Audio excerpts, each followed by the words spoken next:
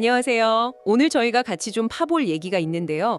여러분이 주신 자료들 보니까 아주 흥미롭더라고요. 바로 현 미국 대통령이죠. 도널드 트럼프와 일론 머스크. 이 둘 사이의 갈등이 스페이스X의 그 막대한 정부 계약에 어떤 영향을 미쳤는지 이걸 한번 깊게 들여다보겠습니다. 이게 뭐 정치, 기술, 또 국가 안보까지 얽혀서 상당히 복잡한 사안인데요. 오늘 저희 목표는 이 계약들이 왜 그렇게 중요하고 또 정치적 압박 속에서 어떤 검토가 있었고 그래서 결과가 뭐였는지 이걸 좀 명확하게 알아보는 겁니다. 자, 그럼 바로 시작해 볼까요? 시작은 그거였죠. 2025년 6월에요. 일론 머스크가 트럼프 행정부의 세금 정책 같은 걸 공개적으로 비판했어요. 네, 맞아요. 그 비판이 좀 있었죠? 그랬더니 트럼프 대통령이 가만히 있지 않고 본인 소셜미디어 트루스 소셜이죠. 거기서 스페이스X 계약 끊을 수도 있다 이런 식으로 상당히 세게 나왔단 말이에요. 네, 그 발언 파장이 꽤 컸습니다. 그 직후에 바로 연방 총무청, 그 GSA라고 하죠. 아, GSA요? 네, 거기서 주도를 해서 국방부, 나사 이런 관련 부처들이랑 스페이스X 계약 전체를 한번 싹 훑어보는 그런 내부 검토에 들어갔습니다. 뭐랄까 일종의 스코어 카드 방식이었다고 하더라고요. 각 계약이 얼마나 중요한지, 비용은 어떤지, 다른 데로 바꿀 수는 있는지 이런 걸 점수 매기듯이 평가한 거죠. 꽤 구체적이었어요. 그 스코어 카드 결과 정말 궁금한데요. 여기서 뭔가 핵심이 드러났을 것 같은데요. 그렇습니다. 결과적으로 보면 스페이스X의 그 핵심 기술들 있잖아요. 예를 들면 그 재사용 가능한 활콘 발사체, 아, 팔콘. 네. 그리고 나사 우주 비행사들 실어 나르는 유일한 미국 우주선이죠. 크루 드래곤. 그렇죠. 현재로서는 유일하죠. 네. 그리고 또 위성 인터넷 스타링크랑 군사용 버전인 스타쉴드 이런 것들이 대부분 대체 불가능하다 이렇게 판정이 난 겁니다. 특히 팔콘 발사체 같은 경우는 비용 효율성이 압도적이고요. 재사용하면 발사 비용이 9,700만 달러 정도라고 하니까. 와, 다른 업체들에 비하면 엄청난 거네요. 그렇죠. 크루 드래곤은 아예 대안이 없고 스타링크나 스타실드는 국방이나 통신 인프라로서 거의 독보적인 위치잖아요. 네. 이게 결정적이었던 거죠. 계약 규모 자체도 어마어마하던데요. 전체 정부 계약 다 합치면 최대 한 350억 달러? 이렇게까지 얘기가 나오고 네, 추산치가 그 정도 됩니다. 최근에 국방부랑 갱신한 그 주요 발사 계약 그것만 해도 59억 달러라고 하니까 스페이스X 비중이 정말 크구나 싶더라고요. 맞아요. 스타링크 하나만 봐도 정부 관련해서 연간 벌어들이는 돈이 한 30억 달러 될 거라고 보니까요.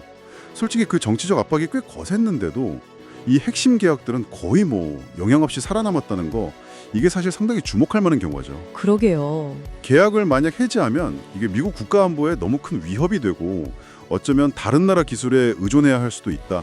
이런 판단이 내려진 겁니다.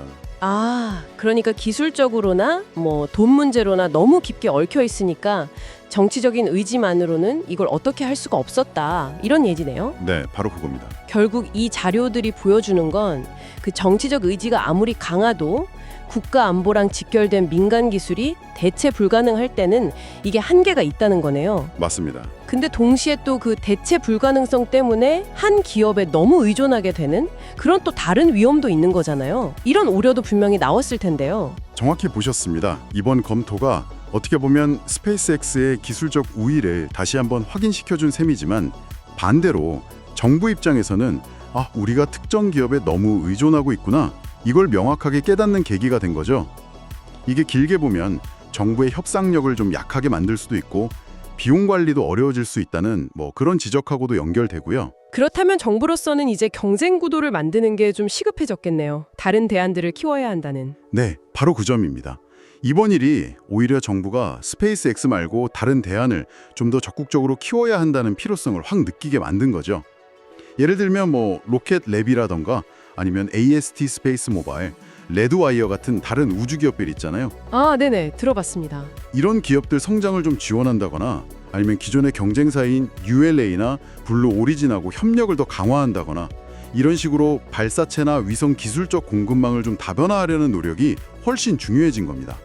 국가 안보를 안정적으로 가져가려면 이 기술 공급 채널을 여러 개 확보하는 게 필수적이니까요. 자, 그럼 정리를 좀 해보자면요. 트럼프 대통령이랑 머스크가 공개적으로 좀 부딪히면서 스페이스X의 정부 계약들이 진짜 전례 없는 검토를 받게 됐는데 결국에는 국가 안보나 우주 전략에서 워낙 핵심적인 역할을 하다 보니까 대부분 계약은 그대로 유지가 됐다. 네, 정치적인 논란이 있었음에도 불구하고 어쨌든 기술의 필요성이 더 중요하게 작용한 그런 중요한 사례로 남을 것 같네요. 네, 그렇습니다. 그리고 이 사건이 우리한테 던지는 질문이 꽤 중요해요. 민간 기업이 가진 그 혁신이랑 속도, 이걸 최대한 활용하면서도 동시에 국가안보에 꼭 필요한 공급망의 안정성이나 다양성, 이걸 어떻게 조화롭게 가져갈 거냐 하는 문제죠. 네, 참 어려운 문제네요. 마지막으로 여러분께서 한번 좀 곱씹어 보실 만한 질문을 던져보겠습니다. 이렇게 강력한 정치 지도자하고 또 대체 불가능한 기술을 가진 거대 기업, 이 둘 사이의 힘겨루기가 앞으로는 또 어떤 모습으로 나타날까요? 그리고 정체적인 변덕이나 이해관계 충돌 같은 거로부터 국가의 핵심 전략 자산을 지키려면 과연 어떤 제도적인 안전장치가 필요할지 한번 생각해 보시면 좋겠습니다.